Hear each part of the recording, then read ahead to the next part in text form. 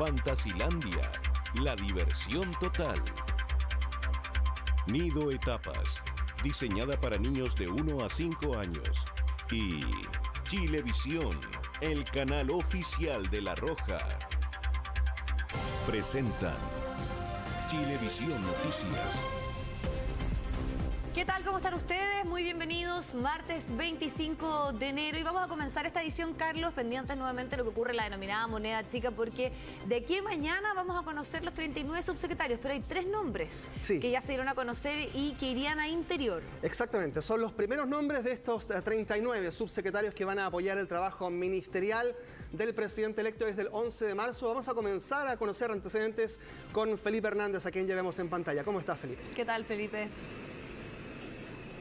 Hola Vivi y Carlos, ¿qué tal? Muy buenas tardes. Efectivamente, son ya 3 nombres que se han ido rumoreando y que cada vez toman más fuerza de la posibilidad de que lleguen justamente a la segunda línea de las gabinetes ministeriales del futuro gobierno de Gabriel Boric. Hablamos de principalmente Miguel Crispi, militante, diputado de Revolución Democrática, también del actual diputado, colega de Miguel Crispi. Hablamos del militante del Partido Socialista, Manuel Monsalve, y un militante del Partido por la Democracia. Hablamos de Eduardo Vergara. En el orden que se los di, bueno, Miguel Crispi sería parte de la subsecretaría, o tendría entonces, habría aceptado el cargo de subsecretario de Desarrollo Regional. Hablamos de la Subdere. También, en el caso de Manuel Monsalve, el diputado del Partido Socialista, asumiría la cartera de la subsecretaría del Interior. Y en el caso de Eduardo Vergara, prevención del delito. Esos serían los 3 cargos que tomarían o finalmente asumirían estas 3 personas y que serían entonces oficializados por medio de un comunicado. No se está considerando por ahora una actividad oficial por parte del equipo del presidente electo Gabriel Boric, sino que sería por medio de un comunicado. Se entregarían entonces los nombres de los 39 subsecretarios y subsecretarias que asumirán entonces el próximo 11 de marzo. Esta mañana, cuando llegó el presidente electo Gabriel Boric, le preguntamos, le metimos ahí el micrófono en medio de una gran cantidad de personas que llegaron en esta jornada a saludarlo y a presentarle sus inquietudes también de cara a lo que va a ser su mandato, y tuvimos la posibilidad entonces de tener una breve declaración del presidente electo. ¿Cuándo va a presentar finalmente y va a dar oficialmente los nombres de los subsecretarios y subsecretarias? Escuchen la respuesta de Gabriel Boric. No voy a dar ninguna declaración de esa, ninguna. Pero lo van a entregar, lo vamos a tener. ¿Cómo? Muchas gracias, que lo vamos a decir cuando corresponda, no se preocupe. Ahí está. No, todavía siguen trabajando y siguen afinando detalles, pero no solamente él habló esta mañana, sino también quién es prácticamente su mano derecha, su persona más cercana dentro del equipo de la moneda chica. Hablamos de su actual coordinador político, futuro ministro de la Secretaría General de la Presidencia. Hablamos de Giorgio Jackson, que mientras Gabriel Boric, el presidente electo, estaba saludando a la gente, él llegó y entró y empezó también a saludar, por cierto, porque le gritaron básicamente, y él acudió hasta la puerta entonces a saludar también a las personas que estaban apostadas aquí en las afueras de la moneda chica. Entre ellos entonces pudimos meter el micrófono nuevamente y le preguntamos, futuro ministro, ¿están entonces los nombres? ¿Falta? ¿Cuáles son los que faltan? Esta fue la respuesta de Giorgio Jackson. Todavía estamos en eso, estamos trabajando para entregarlo lo antes posible. Falta todavía, falta ajustarlo. Falta afinar entonces algunos detalles, señalaba ahí brevemente Giorgio Jackson, futuro ministro de las Express. Pero varios minutos antes, a las 9 de la mañana, llegó hasta aquí, hasta la moneda chica, la futura ministra del Interior, Isquia Siches, quien tuvo mayor disponibilidad para poder entonces conversar con los medios que la estábamos esperando aquí mientras llegaba y estábamos a la espera. Entonces conversó ahí con un par de personas y luego, bueno, acudimos a preguntarles finalmente cuál va a ser la situación o cuál es la situación básicamente con los futuros nombramientos que faltan, como son los subsecretarios y subsecretarias. ¿Qué falta? ¿Cuáles son los detalles que hay que afinar? ¿Y cuáles son las características que están buscando por parte del equipo del presidente electo para entonces estos subsecretarios y subsecretarias que deberían ser nombrados y oficializados en la jornada de mañana? Bueno, esta es la respuesta de Isquia Siches. Están casi todos los nombres listos, falta solo confirmarlos. Ustedes saben que hemos intentado hacer los procesos de revisión y esperamos poder anunciar este miércoles o jueves. Quedan muy poquitos nombres, así que esperamos que se puedan anunciar prontamente. Muy buenos perfiles, intentamos mantener la línea de paridad y también nos estamos preparando para la jornada de este viernes, donde en conjunto con el presidente, los ministros y ministras vamos a conversar de la temporalidad, de las prioridades, nos vamos a conocer mucho más porque no nos conocemos tanto, vamos a tener las respectivas actividades de camaradería y prepararnos tanto para consolidar nuestros equipos. Claro, ahí está entonces las palabras de Isquia Siches. Aquí hasta la Moneda Chica no solamente llegaron los tres personeros que escuchábamos anteriormente, el presidente electo, Giorgio Jackson y también Isquia Siches. También arribó hasta acá la futura ministra de Desarrollo Social, Janet Vega, quien, recordemos, por decisión del mandatario, deja entonces, tal como conocemos, el actual comité político, deja el Ministerio de Desarrollo Social a partir del 11 de marzo, este grupo de ministros más cercanos al presidente electo y finalmente entonces es reemplazada por la ministra, en este caso de la Mujer y Equidad de Género, Antonia Orellana. Bueno, se le preguntó obviamente y nuevamente a Janet Vega cuál es su parecer y con respecto a algunas declaraciones que ha dado últimamente la presidenta de su partido, del PPD, hablamos de Natalia Pergentili, quien, bueno, ha cuestionado, criticado un poco la situación de sacar al Ministerio de Desarrollo Social del comité político y otros personeros también que han manifestado esta crítica, este cuestionamiento. Bueno, se le preguntó, esta fue la respuesta de Janet Vega, muy breve, muy conciso y sin entregar ningún tipo de detalle.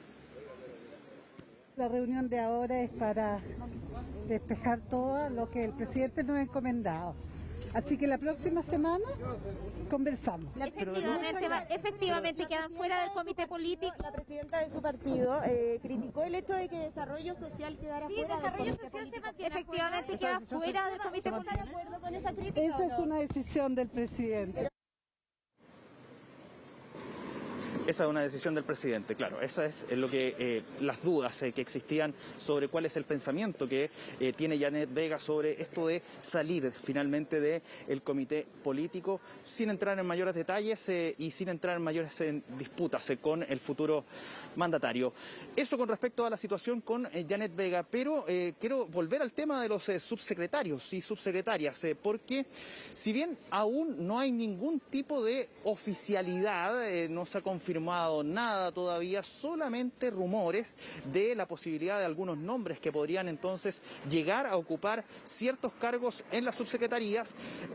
Claro, hoy el subsecretario del Interior, Juan Francisco Gali, actual integrante, subsecretario de este gobierno del presidente Sebastián Piñera, entregó unas declaraciones. Quiero invitarlos a que las escuchemos y pongan mucha atención, porque aquí las palabras cuentan y cuentan también quién las dice. El subsecretario del Interior, Juan Francisco Gali, ojo, confirma algo que nosotros no tenemos confirmado, ni siquiera acá en la Moneda Chica lo han hecho.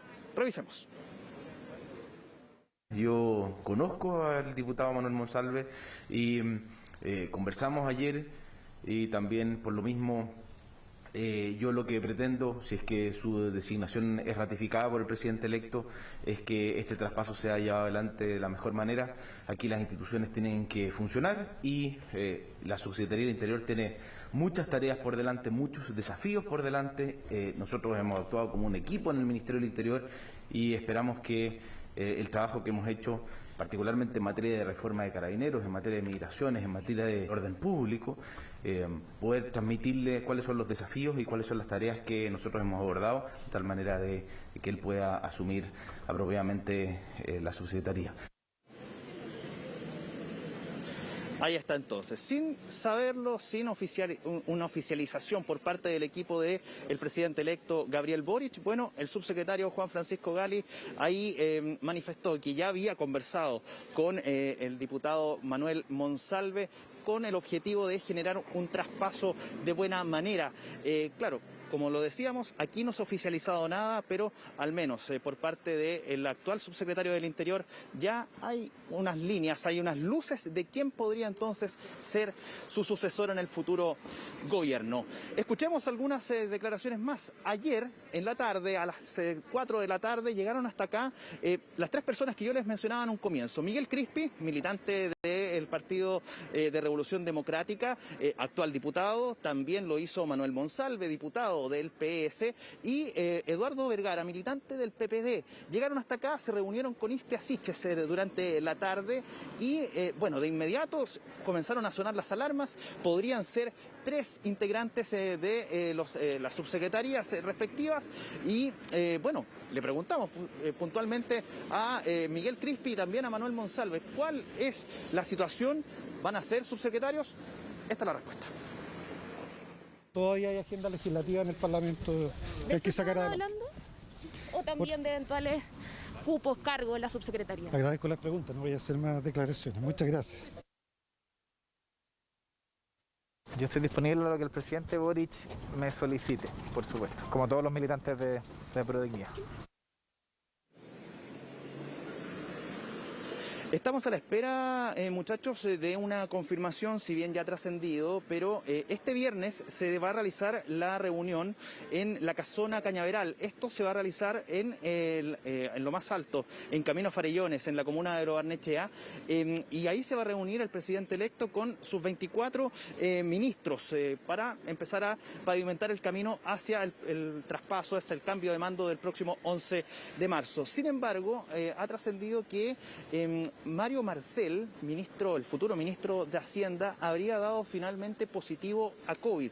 Esa es una información que estamos tratando de confirmar por parte del equipo de Gabriel Boric, pese a que ya ha trascendido extraoficialmente, pero esa es la situación actualmente con quien ejercerá como futuro ministro de Hacienda y que probablemente no estará en las dependencias de la Casona Cañaveral el próximo viernes cuando se realice esta reunión entre el presidente electo Gabriel Boric y sus ministros, en la que participarán también al menos 3 futuros subsecretarios. Eso es lo que se nos ha señalado por parte del equipo de la coordinación del presidente electo Gabriel Boric. Así que esa es la situación que estamos viviendo acá y estamos muy al tanto, al pendiente de lo que va a ser entonces este futuro nombramiento de los 39 subsecretarios y subsecretarias, que es la gran información que falta por determinar antes de que el presidente electo se vaya de vacaciones también.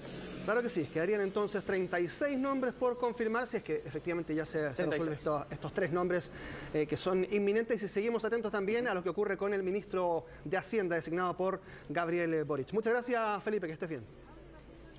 Revisemos también qué ocurre con la pandemia, con estas cifras que sabemos que están en un momento crítico. Hoy se han reportado 14.291 nuevos contagios y hay 8 personas fallecidas. Además, las autoridades reportan una positividad que sigue siendo alta. Estamos en un 15,82%.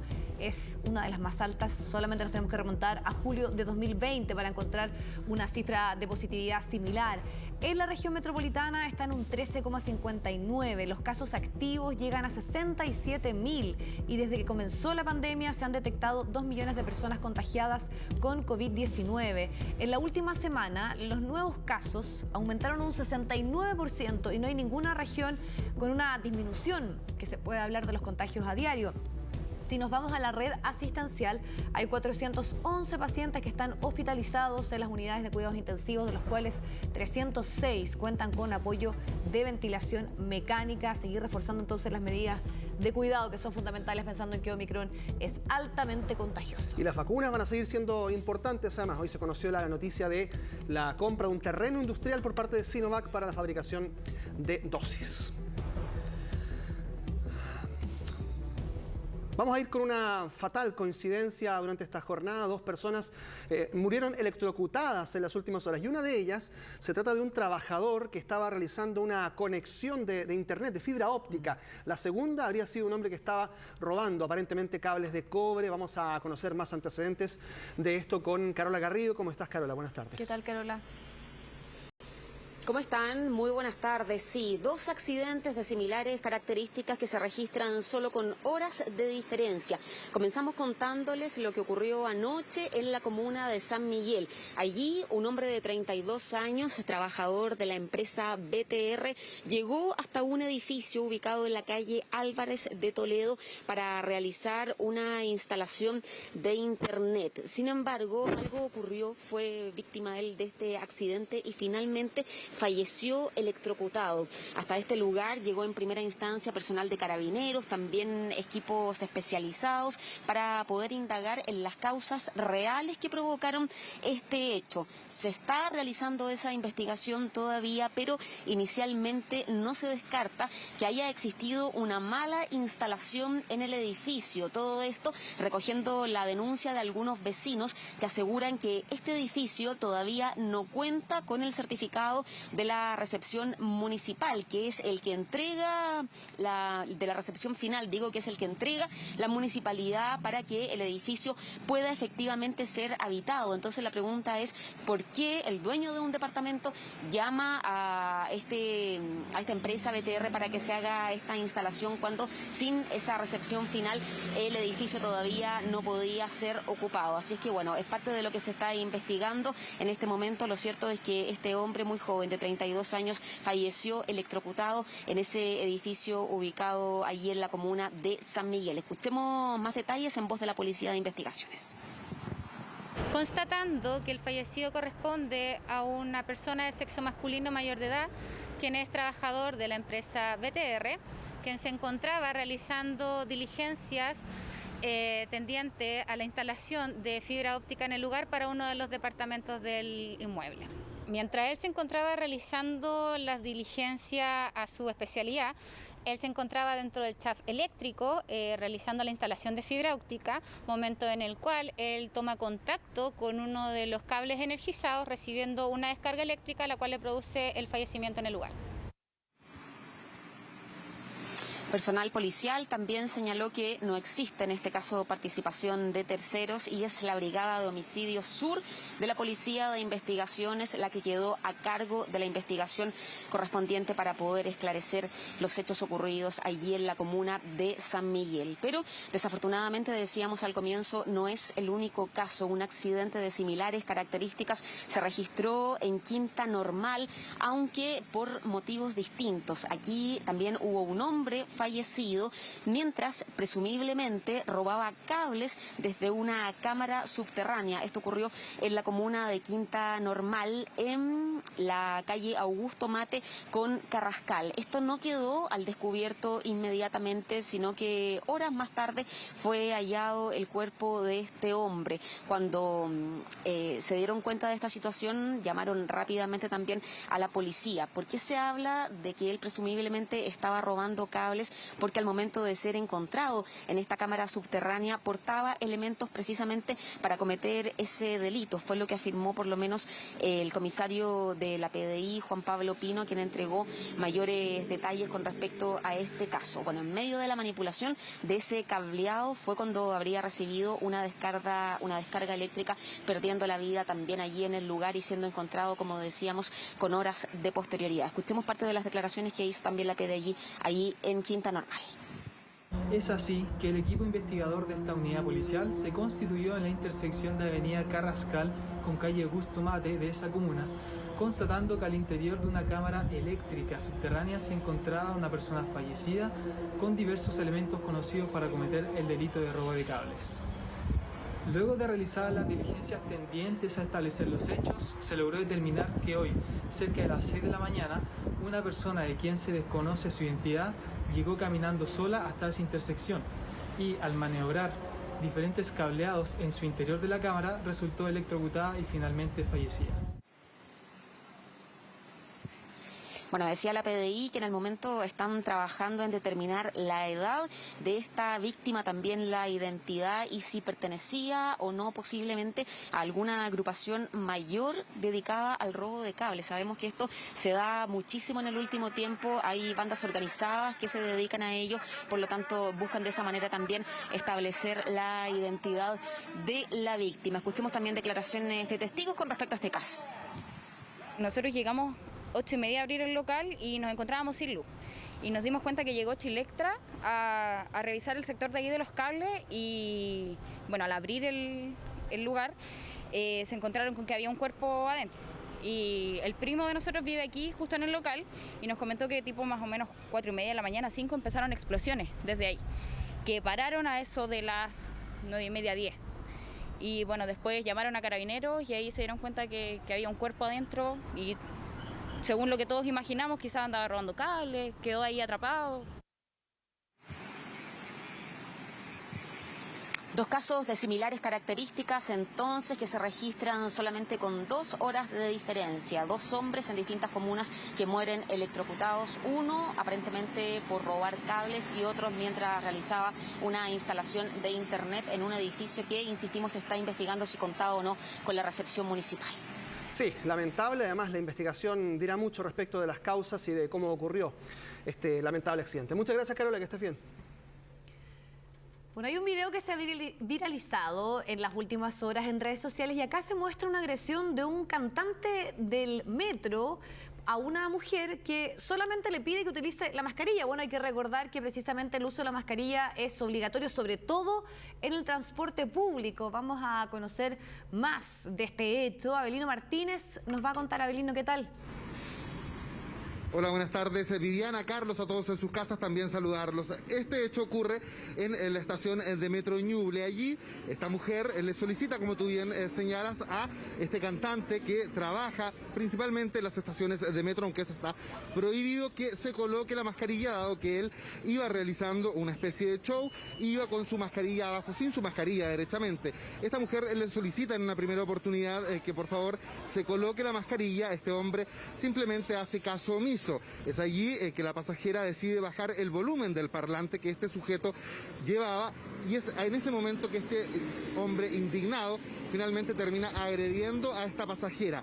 Incluso la pasajera pensó que este sujeto le había robado, dado que le quita unos audífonos que ella portaba. Es ahí que ella lo persigue, finalmente no logra darle alcance, tampoco los guardias del metro. Ella conversa con los guardias, pero finalmente opta por no realizar la denuncia. Sin embargo, fueron varios los usuarios que decidieron denunciar esto a través de las redes sociales, compartiendo principalmente este video. Vamos a ver un ambiente de lo que ocurrió en la estación de Metro Ñuble el día de ayer.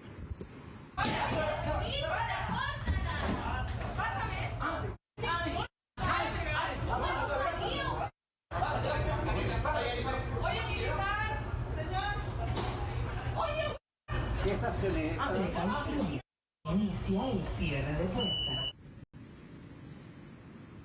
Durante esta mañana nosotros logramos ubicar a esta pasajera, la pasajera agredida por este músico itinerante. Ella nos comentaba que está bastante afectada. Es una persona que además trabaja en el área de la salud, mental específicamente, y por lo mismo no quería verse involucrada con este tipo de situaciones. Ella finalmente acepta otorgarnos una entrevista, pero resguardando su identidad. Conversamos con ella, ella nos relata que, como les decía, venía en el metro cuando se percata que este músico cantaba a viva voz sin su mascarilla. Ella se acerca y le solicita que por favor utilice la mascarilla, dado que además es su obligación utilizarla en todos los lugares públicos, más aún el metro, que es un lugar además cerrado. Este hombre hace caso omiso y es allí que ella decide bajarle el volumen de el estudio portátil que básicamente él portaba, una especie de parlante, y es allí que este hombre molesto finalmente la increpa, comienzan una discusión verbal y este sujeto finalmente termina golpeando a esta pasajera, quien termina solo con unos rasguños menores. Es por eso que finalmente ella opta por no realizar la denuncia. Lo que nos decían en metro les impide a ellos poder actuar y ayudarla. Sin embargo, ella prefirió y optó finalmente no realizar la denuncia. Se queda con esta denuncia pública para que este tipo de situaciones se visibilicen. Escuchemos lo que nos dijo durante esta mañana cuando conversamos con ella y logramos entrevistarla. Le pedí que se pusiera la mascarilla y como que se hizo el loco, miró para otro lado varias veces y al final me dijo, si quieres llama a los guardias. Entonces le dije, no quiero llamar a los guardias, quiero que te pongas la mascarilla. Empezó a insultarme, yo como que empecé a aclarar que en realidad no me importa que él cante, que muchas veces hay espectáculos súper buenos, claro. pero que en realidad el punto era que se tenía que poner la mascarilla por un asunto de empatía. A partir de eso me pegó con el micrófono. Yo se lo quité de la mano, ¿no? Porque me pegó. Y luego ahí salía en el video que él me arrebataba el micrófono de vuelta y me pegaba de nuevo. Se ve como un cable que él tira, que son los audífonos, mis audífonos. Que te los rompió, tengo entendido. Sí, los rompió, sí, me pegó. Me pegó y me rajuñó. Tengo algunos rajuños. El golpe parece que no fue muy fuerte, o se lo esquivé o algo así, pero tengo unos rajuños. Las autoridades de Metro nos enviaron una declaración en la que señalan que ellos poseen un cuerpo fiscalizador que además actúa también con carabineros para evitar que se produzcan este tipo de espectáculos al interior del metro. Recordemos que además están prohibidos al menos al interior de los vagones. En algunas estaciones hay lugares habilitados para los músicos, pero son lugares bastante acotados. No pueden realizar su espectáculo, por ejemplo, al interior de los vagones. Sin embargo, lo que señalan algunos usuarios es que la falta de fiscalización finalmente deriva en que estos individuos ingresen al metro y además algunos de ellos se coloquen violentos cuando alguna persona les pide respetar básicamente la normativa, que es lo que ocurrió en este caso. Metro nos dice que para ellos poder actuar judicialmente y apoyar a la usuaria afectada requieren de una denuncia. La usuaria nos señaló que finalmente no realizaría esta denuncia ya que se encuentra bastante complicada con la viralización de este video en las redes sociales, pero de todos modos el llamado que hace Metro es a que las personas cuando les ocurran este tipo de situaciones hagan la denuncia, también alerten a los guardias de seguridad cuando vean situaciones como por ejemplo ambulantes al interior de los vagones o también músicos itinerantes que además no estén respetando la normativa, como el uso de mascarilla, que es sumamente importante, nos han dicho los médicos, hasta el cansancio para poder finalmente combatir al COVID-19 y a la pandemia. Escuchemos lo que nos decía Metro durante esta mañana. Cuando se producen agresiones como la que afectó a nuestra pasajera en Estación Ñuble, que desde luego lamentamos profundamente, es muy importante que se puedan realizar las denuncias correspondientes para iniciar las investigaciones y para que además se pueda activar la asistencia judicial que presta Metro de forma gratuita a sus pasajeros en casos como este. Metro cuenta con sistemas y procedimientos de seguridad que vigilan de manera permanente toda nuestra operación y que considera, entre otros aspectos, la presencia de vigilantes y guardias en estaciones, el monitoreo constante de nuestro centro de control a través de más de 5.000 cámaras y también la coordinación permanente con carabineros para la aplicación de diversos procedimientos. Si bien existen estas labores de coordinación y además estas cámaras que fiscalizan las estaciones de metro en nuestro país, lamentablemente los músicos y también los comerciantes ambulantes suben a diario. Es una realidad que además molesta a muchos usuarios, principalmente porque lamentablemente estas personas no respetan las medidas sanitarias. La mayoría de las veces los músicos se entiende que ellos necesiten cantar y sacarse la mascarilla para poder cantar. Sin embargo, no pueden hacerlo en los vagones de metro. De hecho, hay lugares establecidos en las estaciones bastante acotados, principalmente en los ingresos donde se permite que músicos puedan llevar a cabo sus espectáculos al ingreso y en las salidas del metro, pero en ningún caso al interior de los vagones. Tenemos declaraciones de varios usuarios con los que conversamos durante esta mañana, les expusimos lo que pasó, muchos de ellos estaban enterados porque además esta denuncia ha sido ampliamente difundida por las redes sociales. Esto es lo que nos dijeron. No dejan viajar tranquilo y a veces se presta para que se le roben a uno cosas. Que cantan sobre todo, andan sin mascarilla con todas sus cosas y uno se infecta, pues hay mucho infectado ahora. Una mala reacción porque la agresividad no nos va a llevar a nada.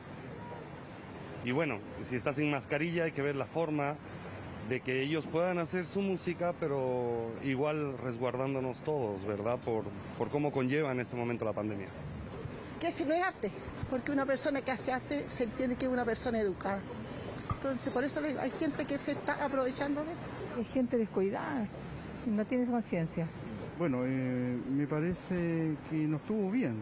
O sea, la señora tuvo razón en pedirle que se pusiera la mascarilla, porque es algo que tenemos que hacer todos nosotros, ¿no?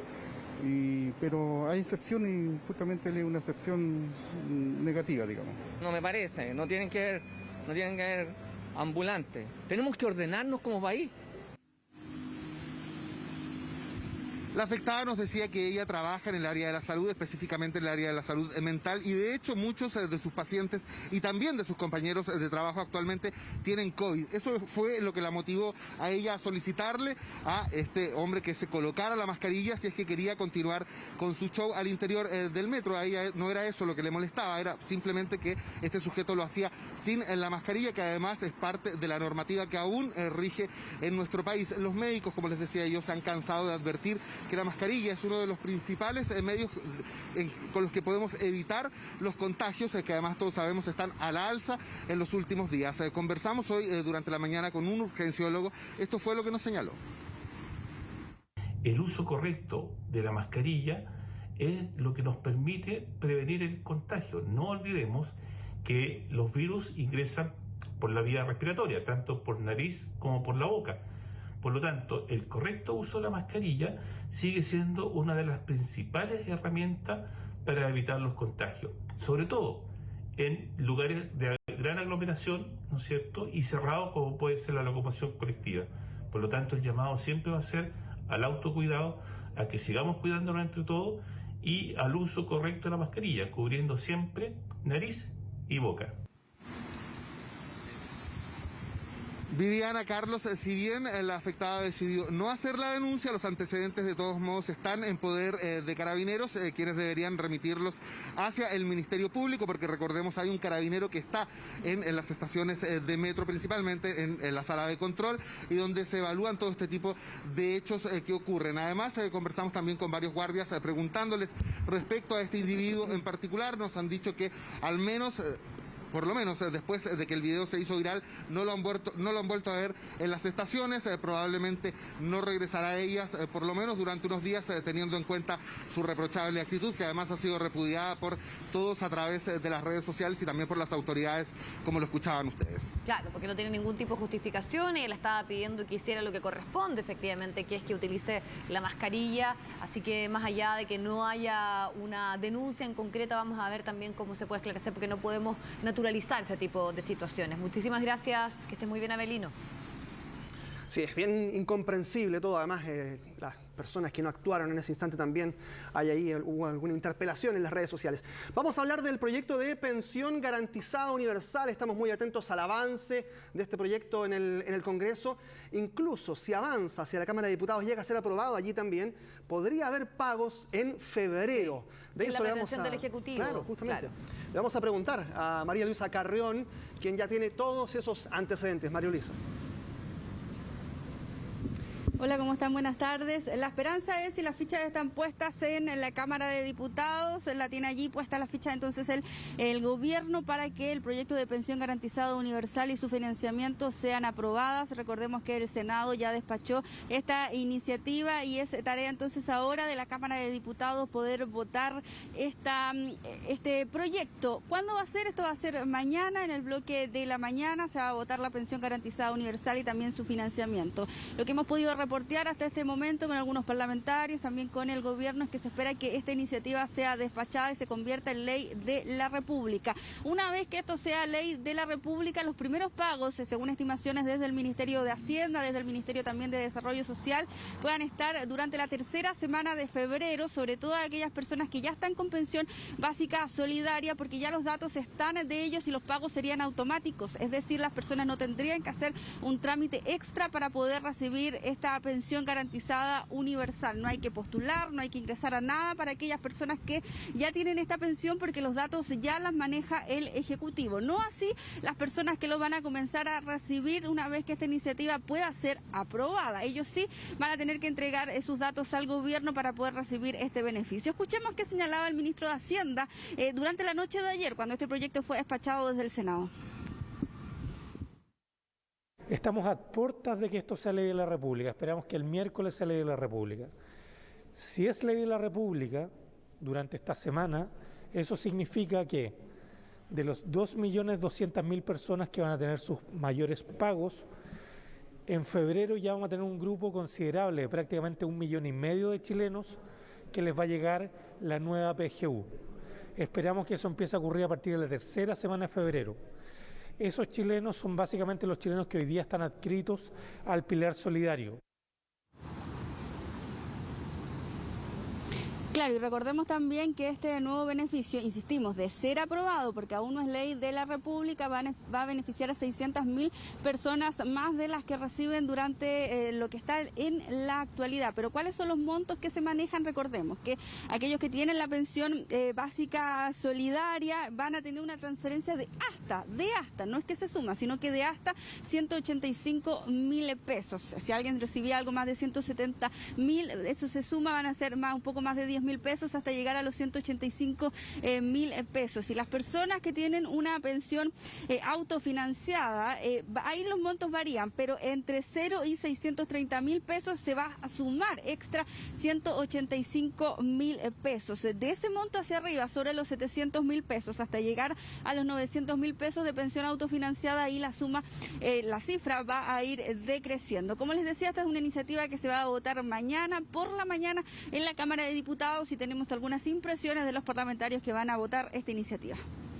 Sin duda es una buena noticia que el Senado haya aprobado por unanimidad la pensión garantizada universal, y nosotros esperamos hacer lo mismo el día miércoles en la Cámara de Diputados. Si lo hacemos de esa manera, la pensión básica solidaria va a poder subir desde el mes de febrero. Quienes tengan una pensión menor a 630.000 pesos van a poder recibir un aporte de 185.000, y quienes tengan una pensión mayor de FP entre 630 y 1 millón de pesos van a recibir una proporción de estos 185.000. El tema de los exonerados y de la gente que está protegida por leyes de reparación, que no son pensiones, son leyes de reparación por el daño físico, moral, social a que se les sometió en la dictadura. Y eso no puede ser considerado un ingreso. Pero bueno, parece que el gobierno no ha tenido la suficiente sensibilidad para hacerse cargo del problema. Naturalmente que si no viene ninguna referencia a esta cuestión no se le podrá ver en sala, porque este proyecto pasa directo a sala, no hay Comisión de Hacienda. Otro punto importante de esta iniciativa es que es a partir de los 65 años. Ahí hay personas que reclamaban porque podían estar pensionadas o jubiladas con anticipación y no van a entrar en este beneficio porque la edad de corte o de inicio para obtener la pensión garantizada universal es desde los 65 años. Además, aquellas personas que aún no están pensionadas pero también están trabajando y tienen más de 65 años también se van a ver beneficiadas de aprobarse, insistimos, esta iniciativa mañana en la Cámara de Diputados. Conversábamos también durante esta mañana con la ministra de Desarrollo subrogante, Andrea Valladares, quien entregaba más detalles sobre cómo se va a pagar esta pensión garantizada universal. Si mañana se aprueba o en este día la pensión garantizada universal, vamos a tener unos primeros pagos durante el mes de febrero. Eso es muy importante. ¿Y para quiénes son estos pagos? Para todas las personas que ya estaban recibiendo alguno de los beneficios del Pilar Solidario, ya sea una pensión básica solidaria, un aporte solidario o una pensión solidaria de invalidez. Para estas personas, el Instituto de Previsión Social, que hará automáticamente los pagos. Las personas que lo reciben durante el mes de febrero no tienen que hacer ningún trámite, no van a tener que consultar en ninguna parte, será automático igualmente como llega su pensión. Algunos ejemplos concretos, por ejemplo, que podemos dar es que alguna persona, por ejemplo, que tenga más de 65 años, que es trabajador y que no está pensionado, que actualmente gana el sueldo mínimo, es decir, un ingreso líquido de 283.000 pesos, a esto se les va a sumar esta pensión garantizada universal y va a recibir un monto entonces en total de 468.000 pesos. Por ejemplo, también alguien que tenga una pensión autofinanciada, a esa persona se le va a sumar los 185.000 pesos. Por ejemplo, si tiene un ingreso líquido de 308.000, quedaría en 385.000 pesos, porque se suma. Ahora, si alguien tiene una pensión menor a 185.000 pesos del Estado. Eso va a ser hasta completar los 185.000 pesos y eran una de las principales críticas que entregaban algunos adultos mayores durante esta mañana, porque algunos van a recibir solo un beneficio de aproximadamente unos 10.000 pesos. Escuchemos parte de los testimonios que pudimos recoger. Ojalá Dios quiera que lo aprueben y que salga todo bien para todo el mundo. Para nuestras cuentitas, que en todas las casas lo que más falta es la plata. Para la vejez es bueno. Hay unos que trabajan que están ganando 50 lucas. ¿Y ahora? Pero yo, para mi parecer, a mí todos estos beneficios son buenos. Está muy bien. ¿Cuánto antes deben haberlo hecho ya esto? Que se va mucha plata en remedio. No alcanza lo que uno recibe. Bueno, me vendría súper bien, pero en eso vine ahora para ver de qué se trataba y resulta que yo no tengo los 65 años. Y es sobre los 65 años. Sí, por los 60, pues si uno se jubila con una miseria. Claro, mañana entonces el día clave para la pensión garantizada universal, de aprobarse entonces en la Cámara de Diputados, y también el financiamiento entonces se convertiría en ley de la República y los primeros pagos entonces estarían a partir de la tercera semana de febrero. Para aquellas personas que no están en el sistema, tienen pensiones autofinanciadas y que van a tener que entregar sus datos al gobierno para que puedan recibir esta pensión, el plazo máximo sería en unos 6 meses que ya podían tener este complemento en su pensión. Claro que sí, de todas formas son cerca de 2,5 millones de chilenos los que están atentos al avance de este proyecto en la Cámara de Diputados durante esta semana. Muchas gracias, María Luisa.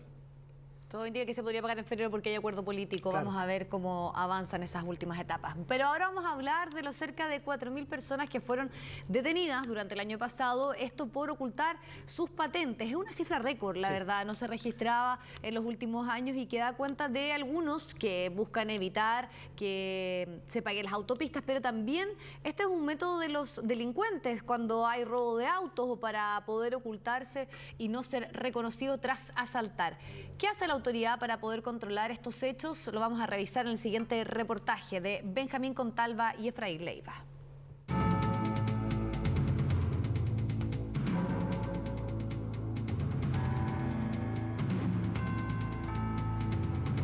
Robos de autos, encerronas, portonazos, asaltos a transeúntes en los denominados abordazos, delitos que tienen como característica común la utilización de vehículos sin placas patentes por parte de los delincuentes, algo que en el último tiempo se ha vuelto mucho más común de lo que parece.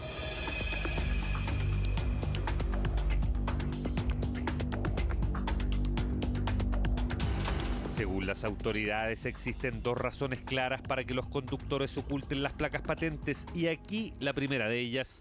Probablemente ya se está imaginando por qué este hombre está sacando las patentes de su auto. Sí, tiene razón, está a solo metros de ingresar a una autopista concesionada. Su idea, evitar el pago de tax, se estima que diariamente circulan cerca de 40.000 vehículos sin identificación por las autopistas. A ver, efectivamente se ha producido en el último tiempo un aumento de los vehículos que circulan sin patente, ¿ya?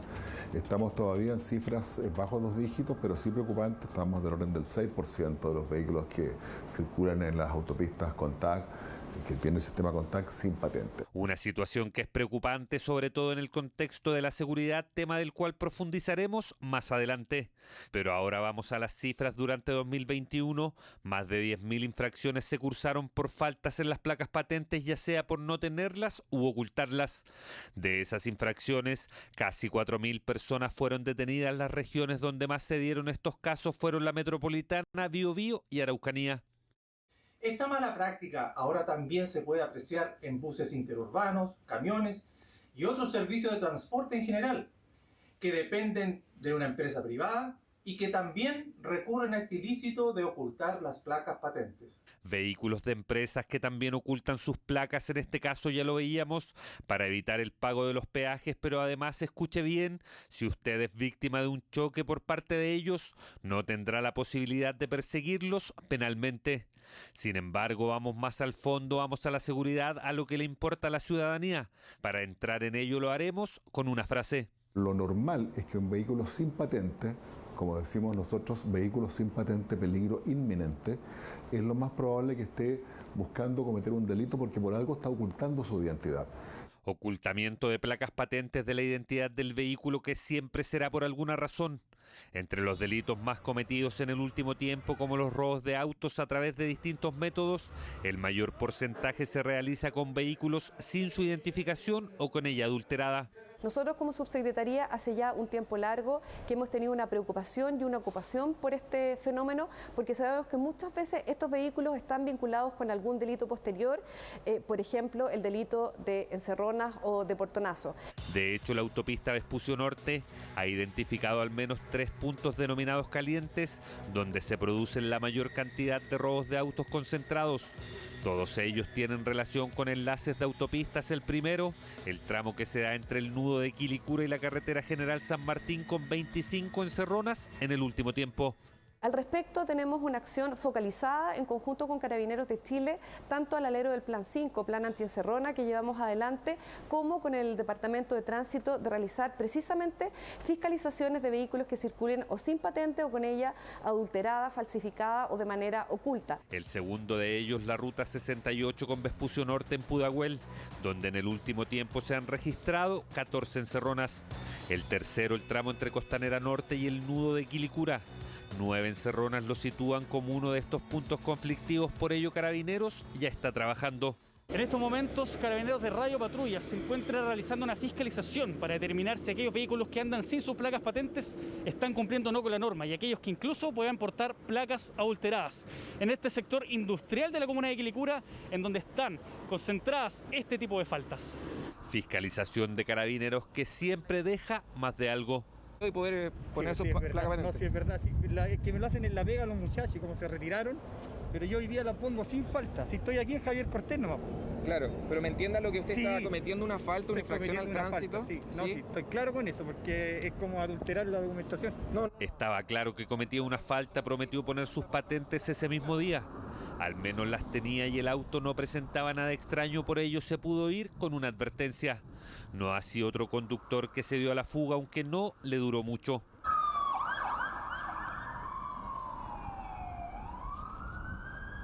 Pero volvamos a la fiscalización a quienes no portaban patentes. Como es sabido, los autos nuevos pueden no portarlas máximo por 5 días. Sin embargo, hay una salvedad: nunca es malo saber qué dice la ley. Hay un plazo establecido por ley para inscribir un vehículo en el registro civil para obtener sus patentes. Sin embargo, hay una salvedad con respecto a eso, y es que el vehículo tiene esa guía de despacho, factura, para transitar desde el domicilio, desde donde compra el vehículo y viceversa. Sería solamente para realizar trámites esenciales para su obtención de la placa patente. Así lo sabía este joven, también transitaba sin patentes aunque tenía clara la ley. Además de ello, incluso sabía que en medio de la pandemia se dio una prórroga y razones de peso tenía para aún no instalarlas. Porque es un vehículo nuevo. Todavía no tengo que ir a buscar las patentes. Bueno, estuve con COVID y tengo que ahora ya me levantaron la cuarentena y ahora la voy a retirar. Razones de peso avalado incluso por la ley. Sin embargo, ya lo decíamos, hay quienes tienen otras razones, otros motivos.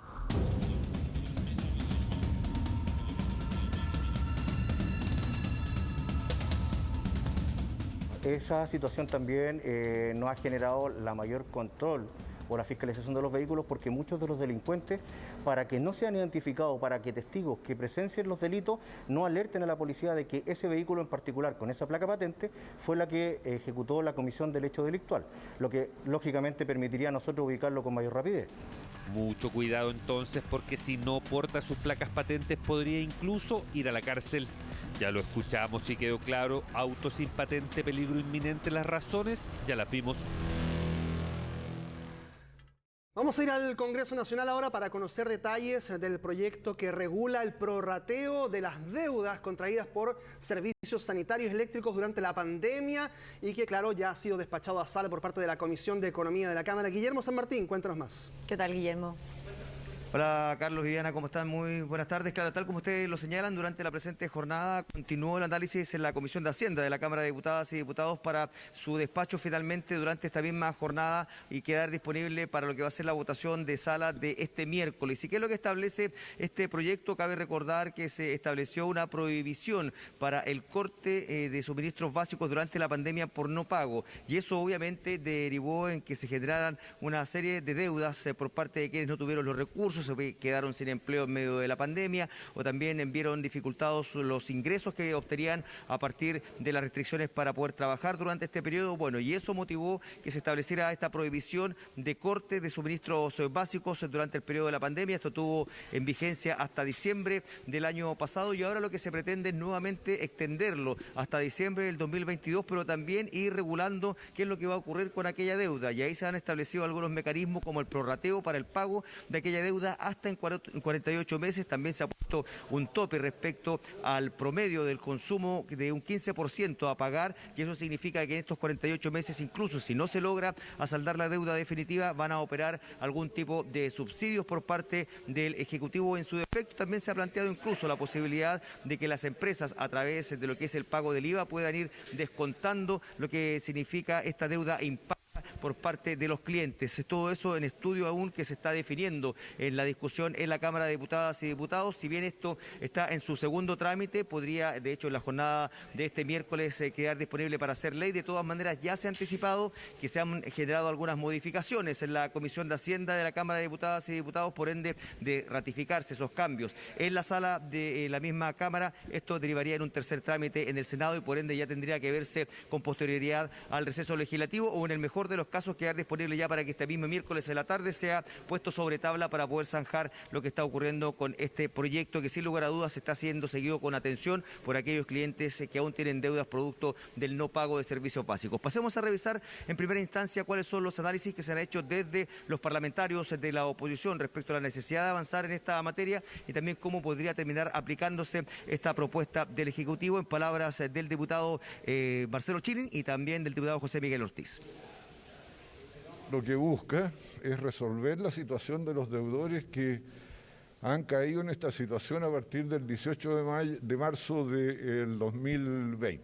Lo que tienen de deuda se prorratea en 48 cuotas. Estas cuotas no comprenden sanciones como intereses o multas.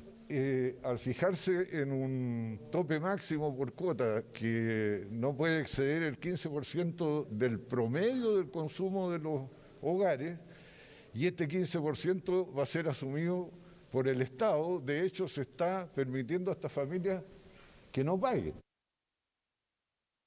Y aquí era vital esto porque lo prorrogamos hasta el 30 de junio. Si no, se habría vencido en los próximos días.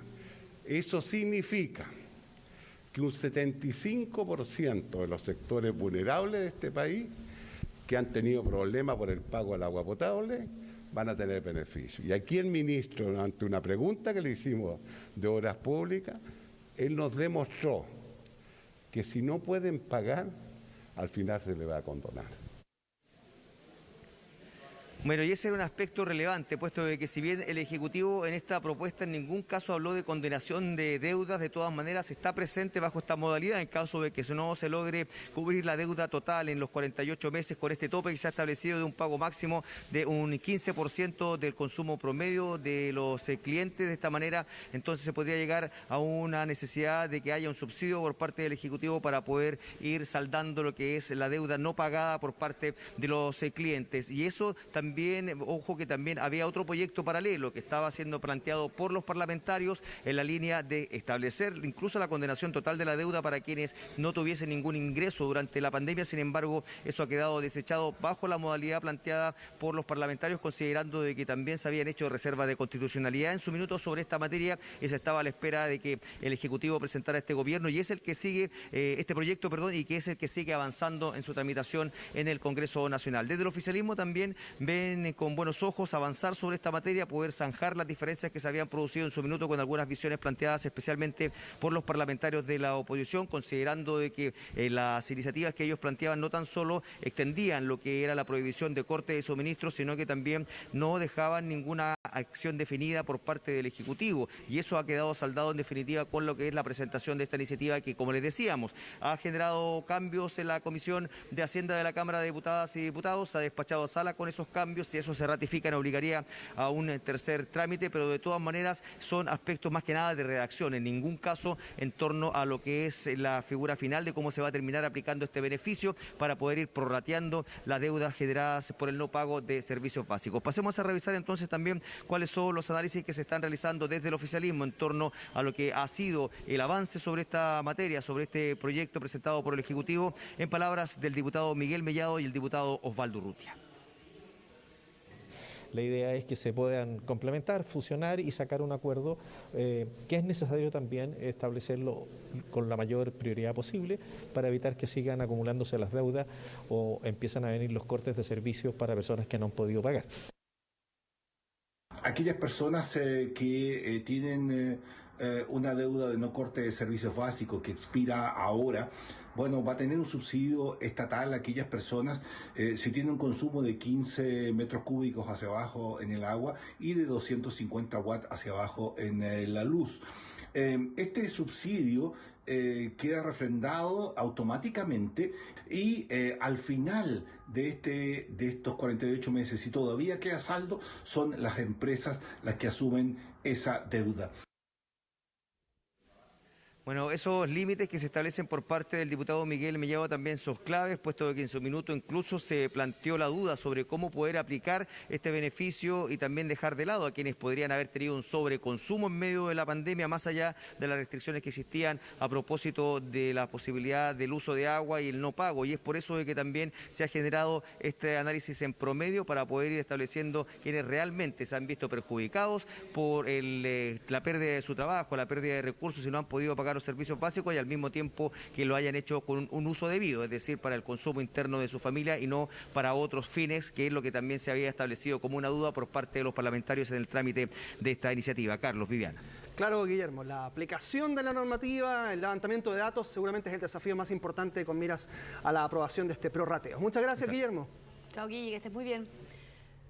Bueno, es más de un 30% lo que se ha incrementado las denuncias por las estafas, esto durante 2021. Principalmente fueron a través de internet con productos que no existían o que se cobraron por algo que nunca llegó finalmente a los clientes. ¿Cómo operan estos estafadores y cómo evitar también ser víctimas de este delito? Se lo vamos a contar en el siguiente informe. Una vez nomás que me pasó que me estafaron. ¿Habías comprado qué cosa? Un juego del Play. ¿Pero él te había pedido como un depósito por el Sí, juego? pues él pide primero el depósito y después le entrega el juego. ¿Y a ti nunca te lo entregó en ese momento? Nunca. César es uno de los tantos chilenos que ha sido víctima de estafa. Compró por internet un videojuego que nunca le entregaron, un delito que va al alza, así como las denuncias. El 2021 aumentaron 35%. La estafa más frecuente que se puede ver son las realizadas a través de internet, ya sea páginas web, redes sociales, por correo electrónico. Utilizan diferentes métodos y modus operandi para realizar la estafa. De las 18.104 denuncias que se presentaron el año pasado, más de 10.000 eran de estafas por internet, cifra que estaría relacionada directamente con la pandemia y el mayor uso de estas plataformas. Hoy día todas las plataformas online tienen mayor repercusión y la gente empieza a confiar en las transacciones electrónicas. El problema se produce cuando existen estos estafadores que, utilizando esta herramienta, utilizando también el ingenio para inventar publicaciones falsas, incluso para estar atento a los requerimientos de las personas. Uno te tiene que fijar bien porque ha salido mucha estafa.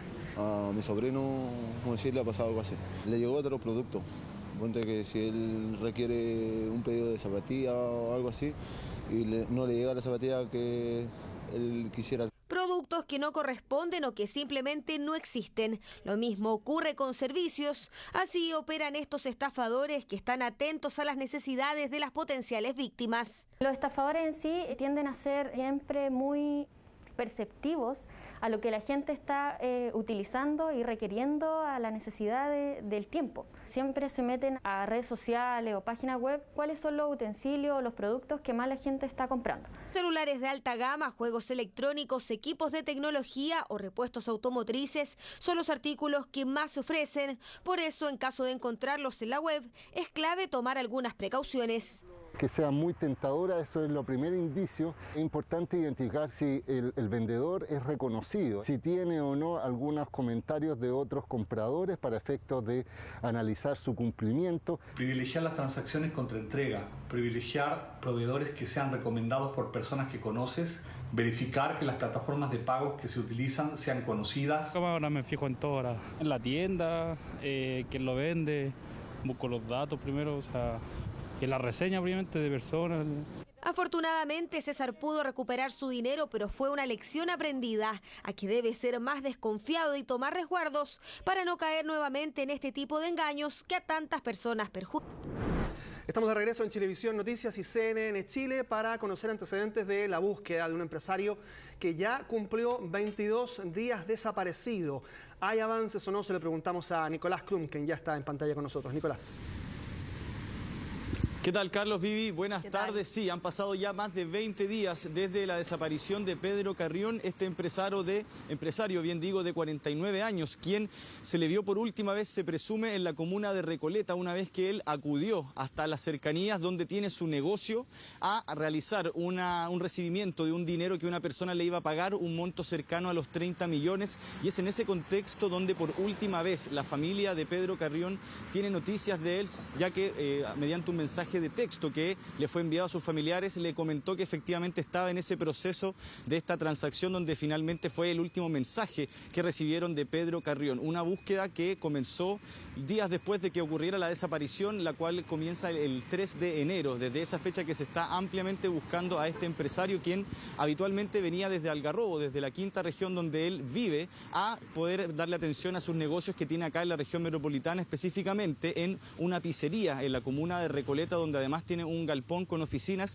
y es en ese lugar donde se presume que ocurre la desaparición de este empresario. Algo bastante complejo que también está siendo investigado por la Policía de Investigaciones, donde hay situaciones bastante particulares, como por ejemplo el sistema de cámaras del sector, que lamentablemente no pudo captar ninguna imagen en ese momento, ya que la familia señala que hubo un corte de suministro eléctrico que aparentemente hizo que no se pudiera registrar, por ejemplo, el momento en que él se va o ingresa a este lugar, asimismo como también el vehículo de este empresario estaba junto con sus pertenencias a las afueras de esta pizzería, de este local, y es por eso que comienza entonces una búsqueda que se presume de momento podría estar hablándose de un secuestro. En un comienzo la Policía de Investigaciones había fijado 3 hipótesis posibles de cómo podría irse desarrollando este caso finalmente, y con lo que nos pudo comentar hoy las hijas de este empresario, se habla ahora de una línea investigativa que particularmente estaría enfocada en lo que es el secuestro, una situación bastante compleja que ha tenido por supuesto a esta familia muy expectante, muy preocupados también por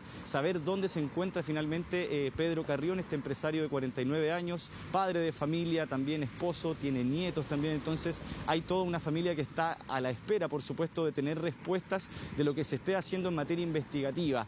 Lamentablemente ellos nos comentaban que tampoco es mucho lo que se sabe, también hay un poco de hermetismo por parte de las policías y también de la Fiscalía para, por supuesto, no entorpecer la investigación, que es como se da en muchos de estos casos, cuando se está tratando de encontrar a una persona extraviada, y es por lo mismo que los antecedentes de momento son bastante escasos respecto de cuáles podrían ser, por ejemplo, las pistas que se están siguiendo o el paradero, si es que se sabe de dónde pudo haber finalmente sido visto, bien digo, por última vez este empresario. Nosotros conversamos con las hijas de Pedro Carrión, de este empresario, quienes nos comentaron a su parecer cuáles serían hasta ahora los avances de la investigación y cómo finalmente han ido ellos pudiendo llevar estos más de 20 días de la desaparición de su padre. Escuchemos.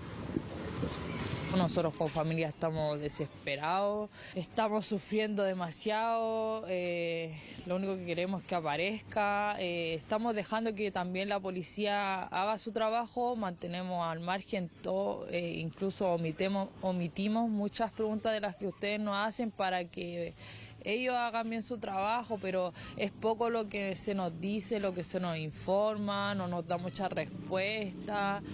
Hasta el momento ni siquiera nos han dicho nada, no sé, el último paradero de nuestro papá. Claro, lo señalaba recién la hija de este empresario, hay un poco de hermetismo respecto de la información que se está entregando a la familia, pero también tiene que ver con lo mismo que les mencionábamos.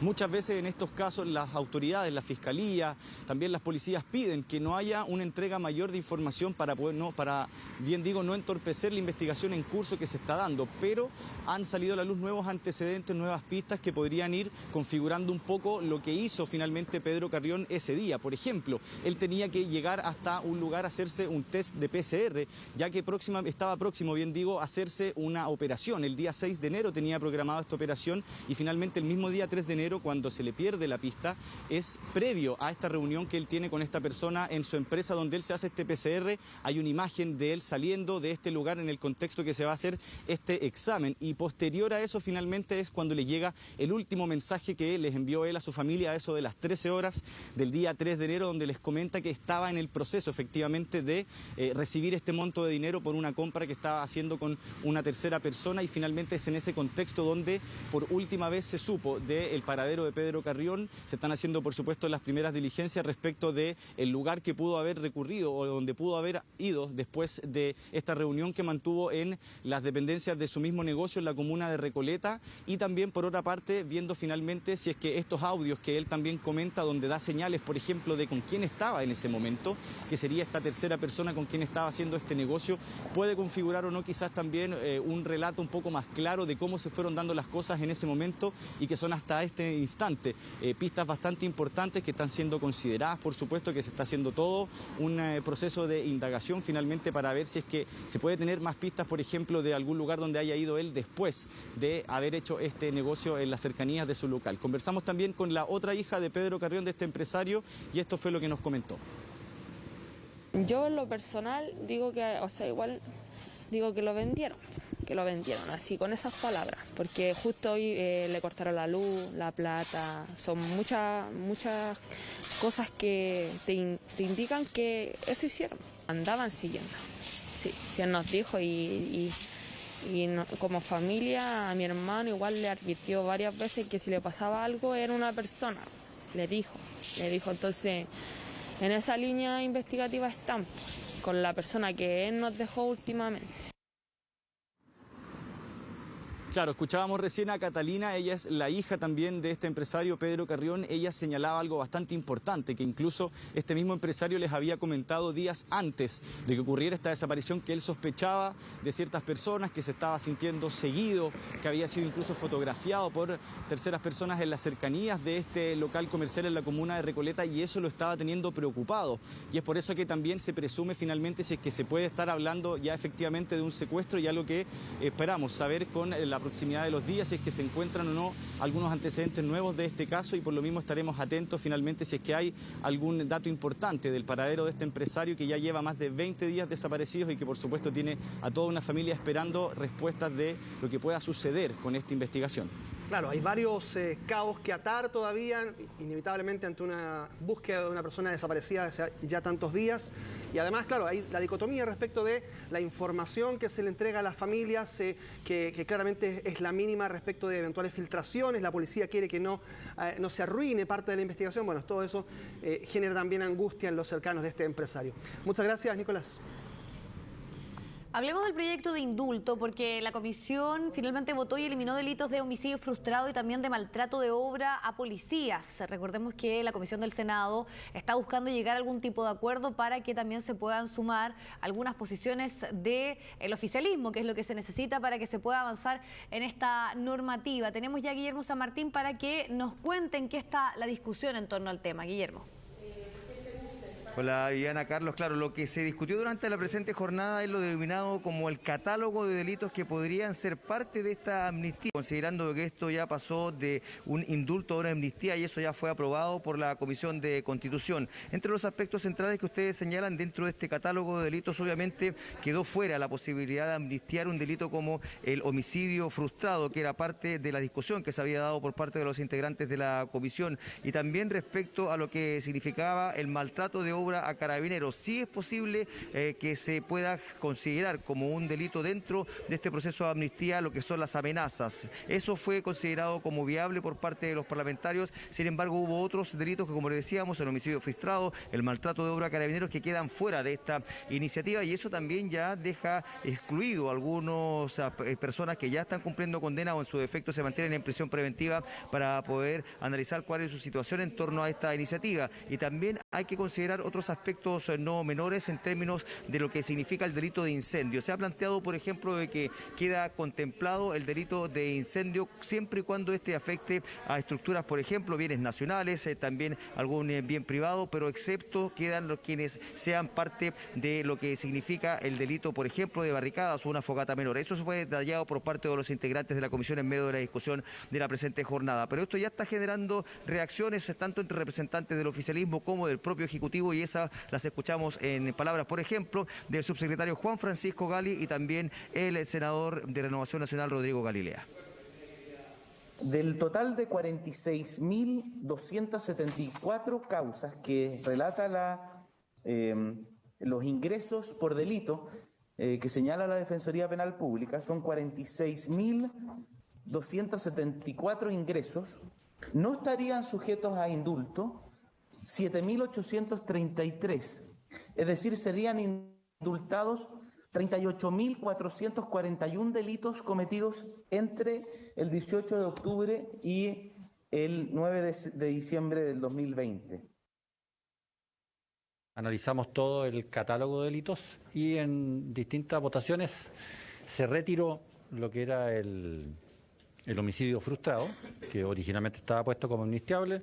Finalmente la mayoría de la comisión optó por rechazarlo, y además se retiraron como delitos amnistiables también los maltratos de obra a Carabineros y PDI.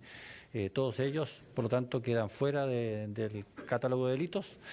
Subsisten algunos con los que nosotros estamos muy en contra, como son los daños graves, como son los incendios, en fin.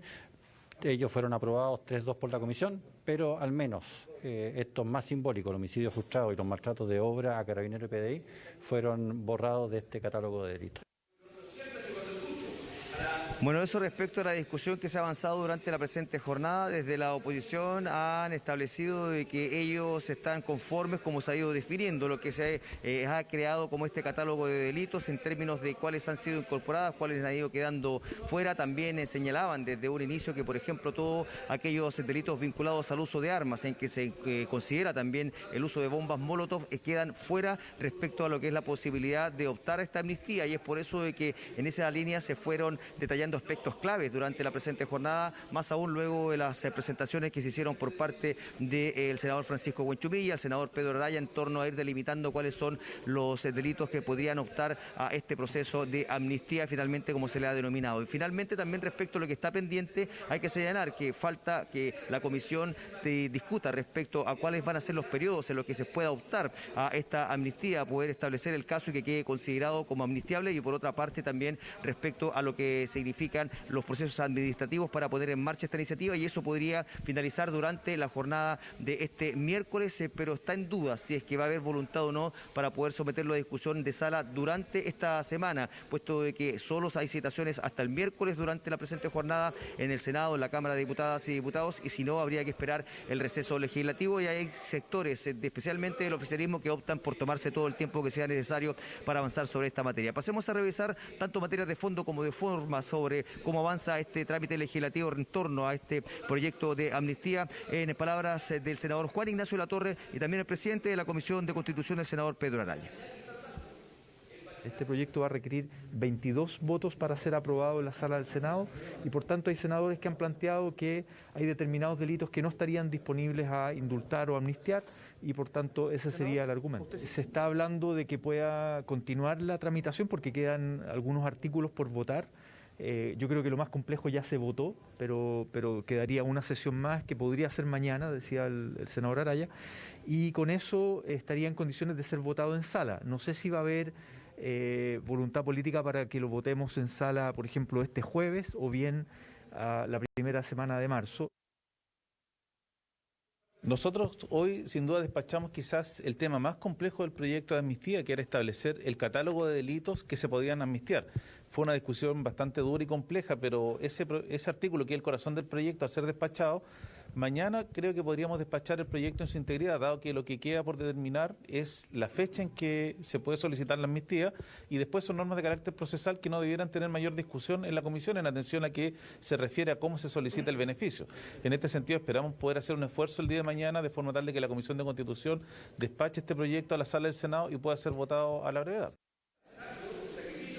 Bueno, de hecho lo más probable es que mañana se despache desde la Comisión de Constitución del Senado, tal como lo detallaba el presidente de esta instancia, el senador Pedro Araya, considerando que estos dos temas son más bien administrativos y se van a resolver rápidamente sobre lo que es la continuidad de este proyecto de amnistía. La duda está en qué es lo que va a ocurrir con la sesión de sala. Hasta ahora no se ha manifestado ninguna voluntad en avanzar, y hay que decirlo, hay algunos que plantean que es mucho mejor darse el tiempo necesario, incluso evaluar si es que se sigue prosperando sobre este proyecto o bien se deja todo en manos del futuro gobierno, considerando de que el presidente de la República tiene la facultad de poder decretar indultos según ellos lo determinen y según los casos que ellos puedan establecer como necesario en tomar este tipo de medidas. Viviana, Carlos. Así que vamos a quedar pendientes de lo que pueda ocurrir mañana, donde se van a tomar definiciones en torno a este tema. Muchísimas gracias, Guillermo.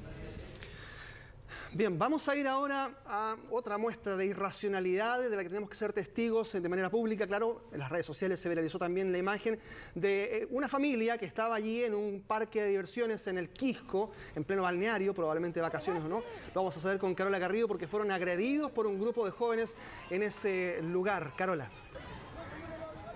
Sí, muy buenas tardes nuevamente. Todo esto ocurrió en el Parque de Diversiones Mampato, ubicado, como ustedes decían recién, en el balneario del Quisco. Todo se dio cuando un grupo de personas estaba haciendo una fila para subir al Tagadá. En ese momento, uno de los integrantes de una familia completa prácticamente que estaba allí se dio cuenta que algunos desconocidos estaban tratando de robarles algunas pertenencias, le estaban revisando los bolsillos y bueno, allí se dio una situación porque ellos obviamente intentaron evitar ser víctimas de este robo y allí comenzó un ataque, dicen ellos, de parte de estas personas que intentaban robarles, que comenzó con tirones de pelo, con empujones. Sin embargo, luego les pegaron con más fuerza todavía porque por lo menos 2 o 3 integrantes de este grupo familiar terminó con heridas más graves, con un esguince, uno de ellos, y otro también con una fractura.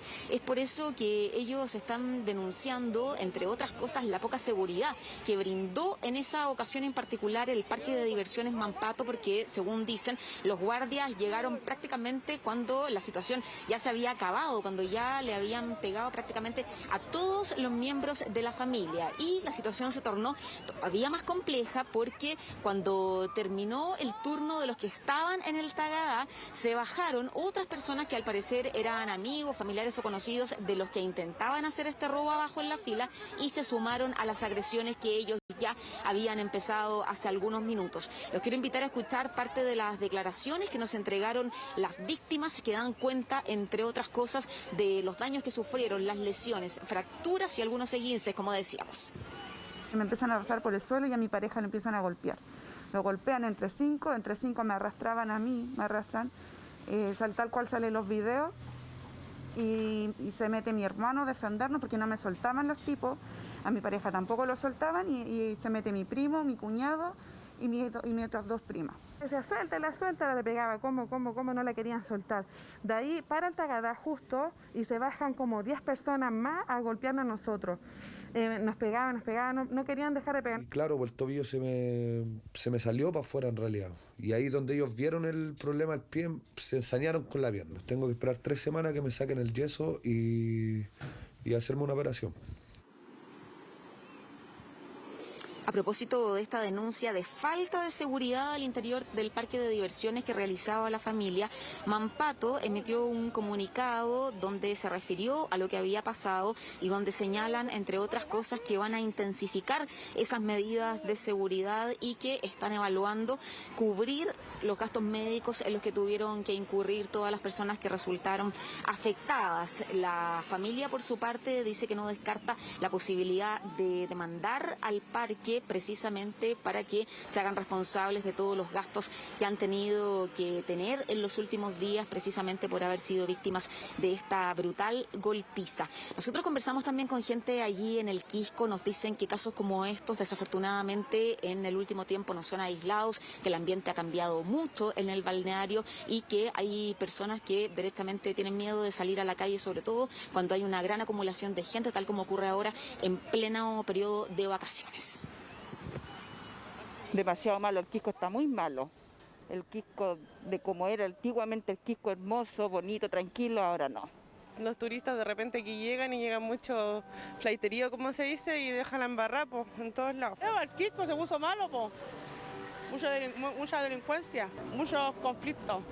Está muy mala la playa y los juegos están pésimos para los niños. Y a veces no se da esta situación solamente para cometer robos, también se dan peleas entre grupos rivales, eso sucede en las calles, también en la playa, en este caso como veíamos acá en este centro de diversiones, donde además había otras personas que también eventualmente pudieron resultar lesionadas, muchos pequeños que también asisten a este parque Mampato ahí en el Quisco, así es que bueno, va ahí también la preocupación no solo de los vecinos, sino también del alcalde del Quisco, que está pidiendo que haya un aumento en la dotación policial. Así solamente dice se va a poder reforzar con mayor presencia de carabineros la seguridad en el sector. Aquí una familia salió dañada. Y no puede ser que nuestras familias que van a un tema recreacional, que vienen al Quisco a disfrutar, tengan que vivir esto. Esos niños, qué tristeza, un niño salió con temas de quebradura y todo eso. El padre apuñalado, ya terminemos. Creo que eso no se lo merecen ninguno de los que vienen a visitar la comuna del Quisco, ni tampoco nuestros quisqueños, ni los que trabajan en el parque. Claro, porque lo que dice el alcalde es que finalmente cuando la gente comienza a ver reiteradamente imágenes como esta, simplemente va a tomar la determinación de no ir al balneario, de dejar de elegirlo como un lugar de vacaciones para este verano. Así es que bueno, todavía las personas que protagonizaron este incidente no han sido ubicadas, se está trabajando Carabineros, hay una denuncia que puso esta familia también y por ahora lo que esperan es poder recuperarse de todas las lesiones que sufrieron en este ataque que involucró a hombres y a mujeres. Sí, una problemática mayor que se vive en este balneario, pero acá en particular la situación de este parque de diversiones tiene que dar una respuesta porque es un ambiente familiar donde no pueden darse este tipo de hechos, ese nivel de agresiones, así que vamos a quedar también pendientes de la evolución para que efectivamente haya algún tipo de sanción para las personas que cometieron estos golpes. Muchísimas gracias, Carola, que estés muy bien. Okay. Bueno, Carlos Brecht, vamos a empezar a revisar temas internacionales. Sigue complicándose el panorama Boris Johnson porque ya hay una investigación en concreto que se va a realizar por estas fiestas en Downing Street, que no son una, son varias. Sí, a ver, había una investigación que había comenzado por parte de las altas autoridades de gobierno de Boris Johnson, pero ahora ya hay una indagatoria de la Policía Metropolitana, es decir, una investigación criminal por las fiestas. ¿Por qué tantos, dirán ustedes, tanto revuelo? Tiene que ver con que todas estas fiestas fueron hechas en un contexto de pandemia en el que en Inglaterra, en Reino Unido, no había posibilidad ni siquiera de hacer las más mínimas reuniones y Boris Johnson hacía no solo reuniones sociales, sino fiestas hechas y declaradas, entre ellas la de su propio cumpleaños. Por eso es que hay una investigación criminal ahora ya hecha y derecha en su contra y que seguramente va a llevar va a ir detonando que haya una serie de reacciones políticas más allá de las múltiples peticiones que tiene de renuncia incluso el propio Boris Johnson. Sí, hay exigencias que vienen desde la oposición, pero también el oficialismo que ya está cansado un poco de esta actitud de Boris Johnson.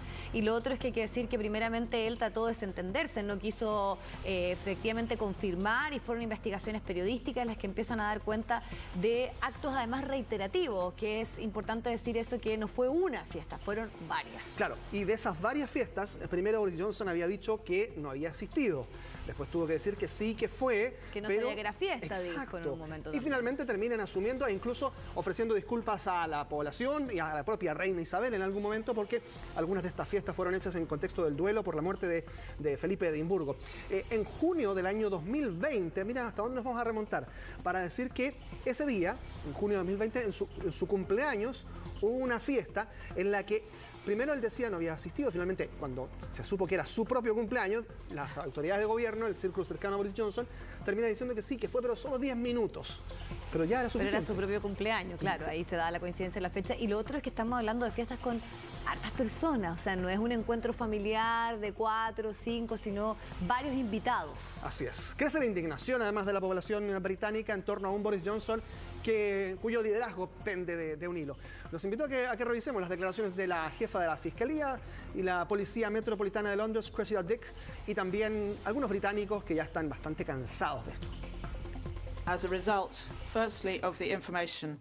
Como resultado de la información proporcionada por el equipo de investigación de la Oficina del Gabinete y de la evaluación de mis propios oficiales, puedo confirmar que la Policía Metropolitana ahora está investigando una serie de eventos que tuvieron lugar en Downing Street y Whitehall en los últimos 2 años. Esto en relación con posibles infracciones en las regulaciones del COVID-19. En base a la información disponible, mis oficiales han evaluado varios otros eventos que parecen haber tenido lugar en Downing Street y Whitehall, pero se evalúa que estos otros eventos no alcanzan el umbral para una investigación criminal.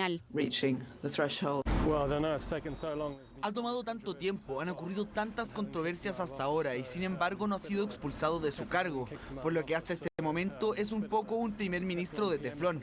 No lo sé, tendrá que ocurrir un escándalo aún más grande para sacarlo. Es más de lo mismo, ¿no?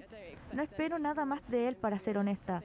Creo que las expectativas de todos están en su punto más bajo en este momento. Vamos a hablar de la situación que se vive en Ucrania. Ya no podemos hablar solo de tensión, sino de alerta máxima y con números concretos del ejército ruso y Estados Unidos moviéndose. Así, movimiento de tropas.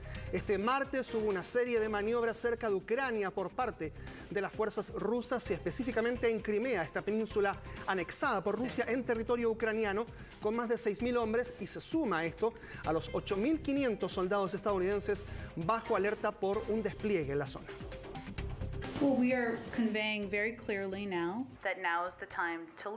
Es el llamado urgente que hace Estados Unidos a sus ciudadanos a abordar un avión y abandonar Ucrania lo más pronto posible. Y es que la tensión en la zona está en su peor momento en décadas. La amenaza de una eventual invasión rusa llevó a Estados Unidos a ordenar la evacuación de las familias del personal diplomático que están en Ucrania. Reino Unido fue más allá y retiró aparte los oficiales y funcionarios de la embajada en Kiev. Respetamos el derecho de los estados extranjeros a brindar seguridad a sus misiones diplomáticas. Sin embargo, consideramos que este movimiento de los Estados Unidos es prematuro y una manifestación de excesiva cautela. Más de 100.000 tropas rusas están apostadas en la zona, algunas a solo kilómetros de la frontera con Ucrania. Para Occidente es claro, el Kremlin planea atacar al país vecino en cualquier momento, algo que Rusia niega de plano. La gente está muy preocupada por esto, hablan de eso, pero al mismo tiempo esperan lo mejor. Una parte de la población piensa que el gobierno no toma las amenazas tan en serio como lo hace la comunidad internacional.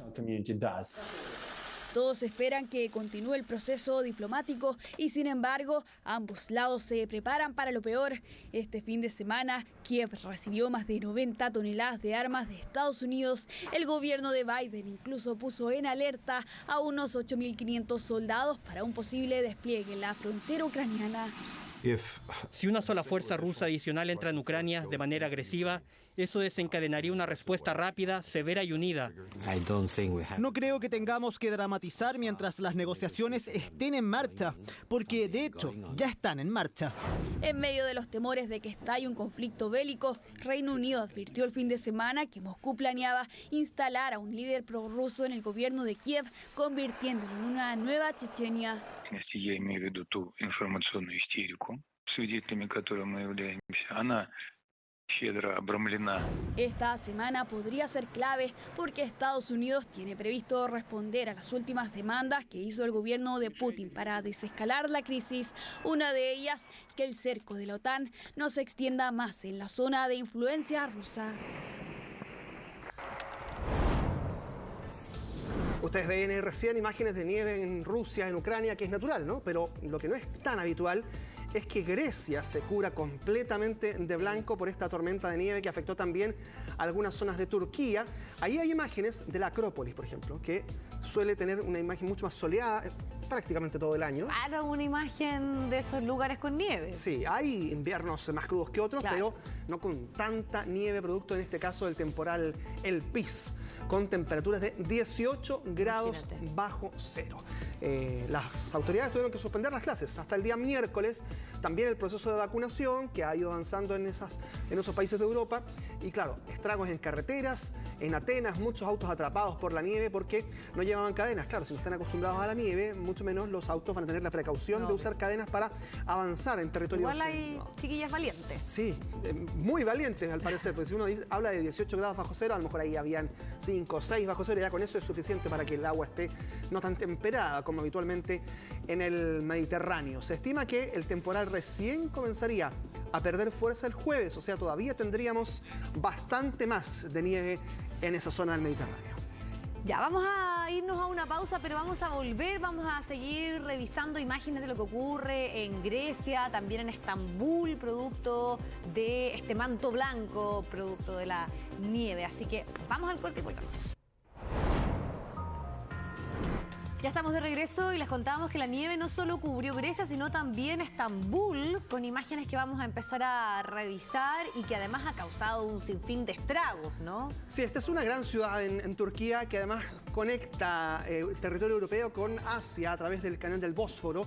Bueno, todo esto está absolutamente congelado en Estambul a esta hora por este temporal de nieve que paraliza además un terminal aéreo que es de los más importantes en Estambul, en Turquía y en Europa prácticamente, uno de los más grandes, recientemente renovado y que está con todos los vuelos cancelados producto de la nieve y muchas personas que no pudieron incluso salir del terminal porque la carretera que conecta la ciudad con el aeropuerto también está bajo la nieve y por lo tanto dejó encerradas a muchas personas.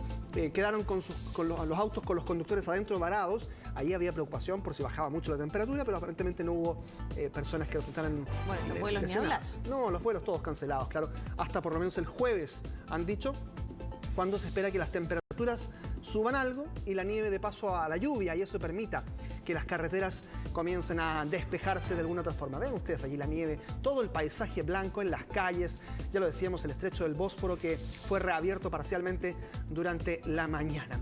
En medio de este panorama, Vivi, vamos a ver una imagen que resulta bastante anecdótica, pero que pudo ser incluso mucho peor de lo que se ve.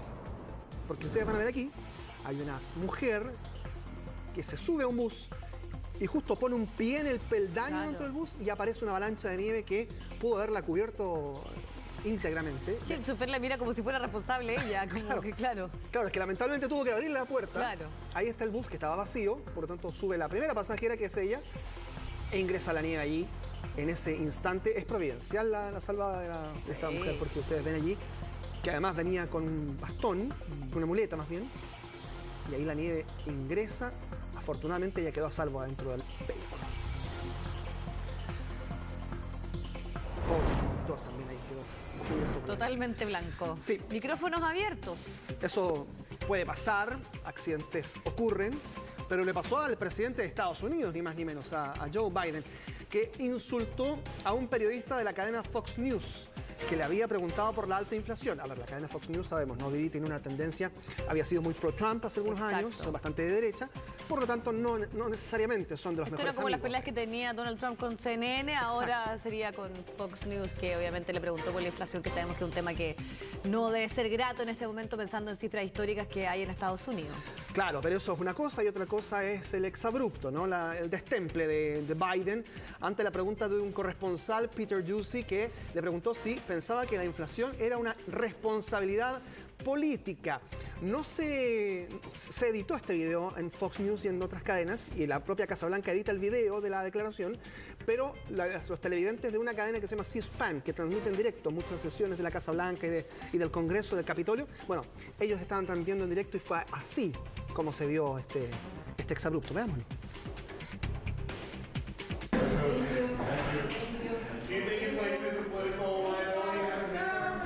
That's a great asset.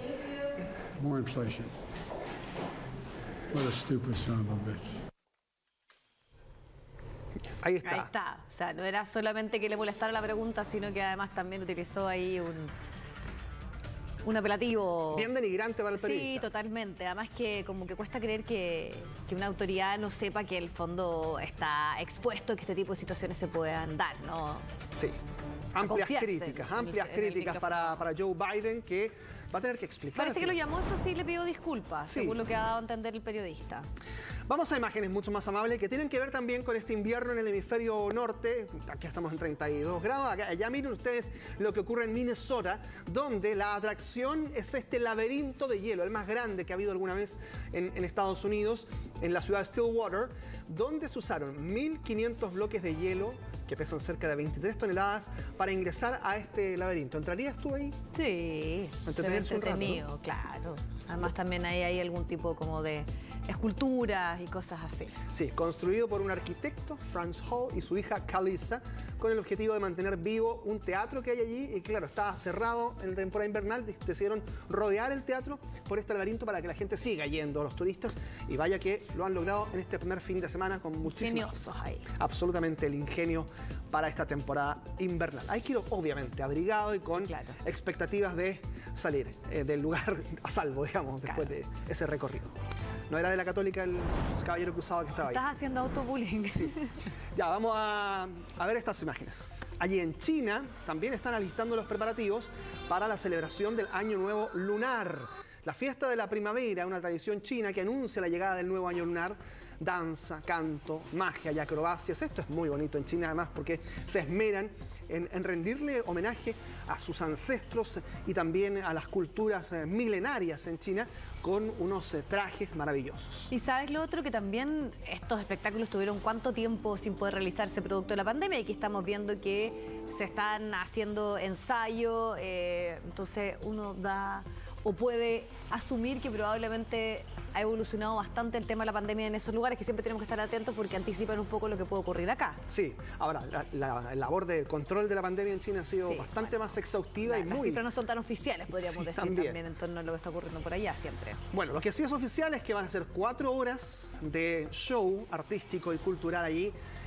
Hay millones de televidentes, usted sabrá, ¿no? Más de 1.000 millones de personas. Imagínense el rating que tiene ese show del Año Nuevo Lunar en televisión en China, porque todos los años se ve en este, que es el programa más visto en todo el mundo, claro, dado a la cantidad de espectadores que tiene esta gala de la fiesta de la primavera, cuando el 31 de enero. Ya, entonces quedan poquitos días para poder ver si es que esas imágenes ya las vamos a tener en algún reporte internacional, y con esto nos vamos a ir nuevamente a la pausa, 2:46. Acá más bien estamos en pleno verano porque 33 es la máxima del día de hoy, más allá de que ya se están preparando para darle la bienvenida a la primavera. Vamos a la pausa.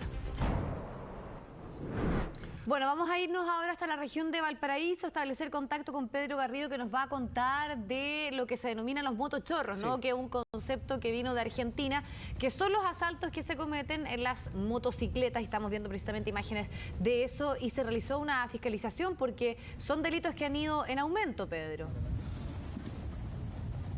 Exactamente, ¿cómo están? Muy buenas tardes. Recordemos que solo hace algunas semanas atrás, en el comienzo de este nuevo año, se registraron 2 robos de similares características, haciéndose pasar por repartidores de comida rápida, específicamente de aplicación de delivery. Bueno, ellos lo que hicieron hace algunas semanas atrás fue asaltar a turistas. El modus operandi es bastante similar al que se registró el pasado día domingo. 2 personas al interior de una motocicleta, el que va atrás va con una mochila de aplicación móvil, se acerca a su víctima y rápidamente, amenazándolas con armas de fuego, amenazándolas con armas cortopunzantes, le realizan el robo. Lo que se registró en el caso particular este día domingo, en la tarde, a eso de las 7 de la tarde, dos personas venían siguiendo a una pareja. Desconocemos del lugar donde venían esta pareja, pero el hombre, según información entregada por Carabineros, venía con una vistosa cadena en su cuello, lo que habría motivado y llamado la atención de estos delincuentes. El motochorro lo que hace es trabajar rápidamente en base a la oportunidad. En este caso se percataron de unas carteras bastante lujosas y también esta cadena, lo que habría motivado a que rápidamente se acercaran en la puerta del hotel Greco Mar 2, ubicado en el sector de Costa de Montemar. Se acercaron a esta pareja, la intimidaron con armas de fuego. La víctima en este caso no quiso entregar su cadena, hubo una especie de forcejeo donde el delincuente disparó. Providencialmente la víctima resultó con lesiones de menor consideración porque el impacto balístico no penetró su abdomen, sino que lo que hizo fue pasarlo a llevar y provocarle una lesión, una especie de corte en su estómago de aproximadamente 10 centímetros. El hombre por sus propios medios llegó hasta el centro de salud, se le practicaron los primeros auxilios y posteriormente fue dado de alta.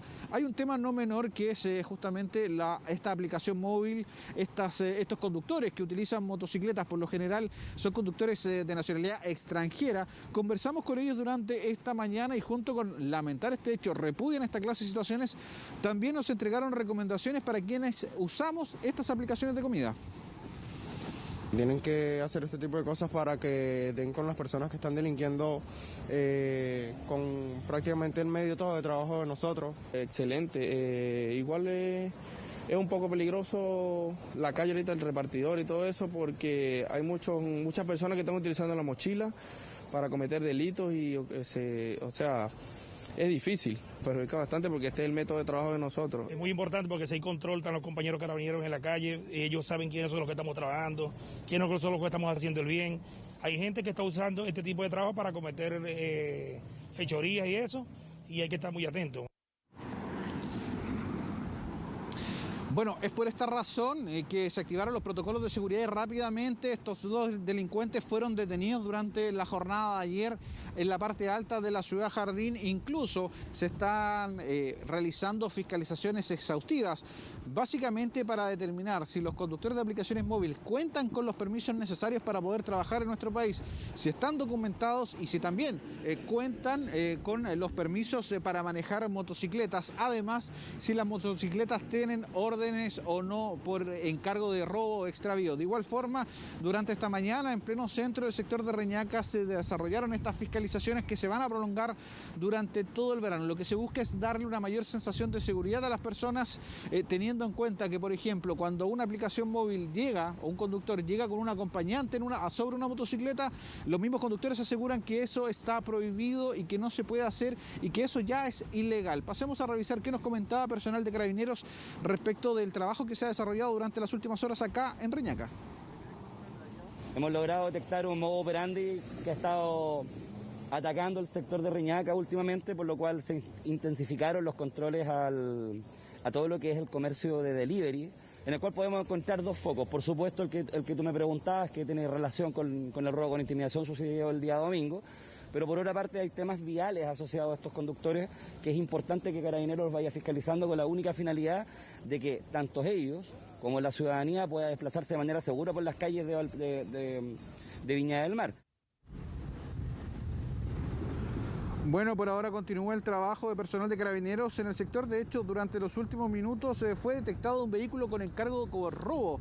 Esto es parte de las fiscalizaciones que se han desarrollado acá en el litoral central y que se van a prolongar durante todo el verano, como lo mencionábamos, para impedir que este sistema de motochorros continúe desarrollándose acá en esta época estival y de igual forma dar una mayor sensación de seguridad a turistas y a residentes de uno de los principales balnearios del país. Claro, importante la fiscalización y que se puedan prevenir estos delitos que, sobre todo en la época estival, han ido en aumento en la región de Valparaíso. Gracias, Pedro, por el reporte.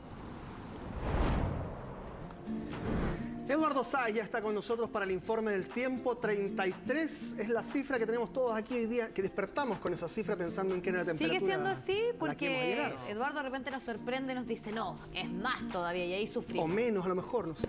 Yo creo que hoy día vamos un poquito más abajo. Viene como un gradito.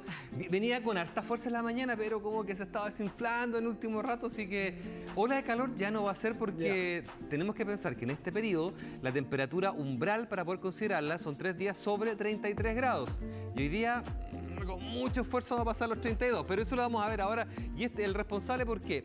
Es la nubosidad costera que tenemos, que está ingresando también parte de su humedad hacia los valles interiores, y el calorazo se está concentrando principalmente entre la región del Maule y la región del Biobío, que es la zona que está despejada. Y fíjense que la nubosidad está desarrollada más o menos hasta la costa de la región del Maule. Mientras tanto, en el norte tenemos tormentas eléctricas, ya hacia el interior, como ha sido la tónica, que se van a mantener probablemente hasta el fin de semana. Hacia el sur tenemos un poquito más de frío, y de hecho llama la atención lo que está pasando en Puerto Williams, donde la temperatura está por debajo de los 10 grados, pero eso lo vamos a ver de inmediato. Primero veamos cómo está la región metropolitana, en donde en este preciso momento ya tenemos cielo despejado. Y ojo que las temperaturas hasta el momento, lo más alto que hemos tenido ha sido 29,9. 29,7 marca el registro actual de la Dirección Meteorológica, pero es un indicativo que vamos a estar por debajo, estamos casi 1,5 grados por debajo de lo que tuvimos ayer, y ayer la máxima fue de 33,5.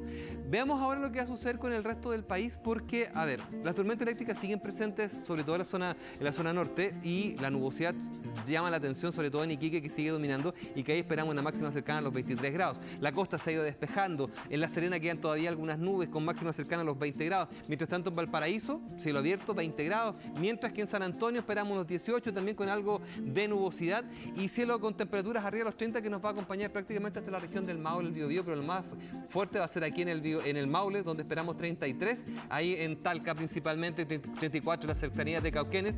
Mientras tanto en el sur dominan las nubes en Aysén, con prácticamente 22 grados de máxima, hasta ahí las temperaturas altas, y fíjense Puerto Williams, 8 grados de máxima que ya ocurrió, mientras tanto en Punta Arenas alcanzaron 12. Mucho frío allá en el sur con cielo nuboso. Veamos lo que sucede en la región metropolitana, porque 12,8 fue la temperatura mínima para iniciar esta jornada, y esperamos que el termómetro esté entre 31 y 33. Ese va a ser el rango en donde se va a mover.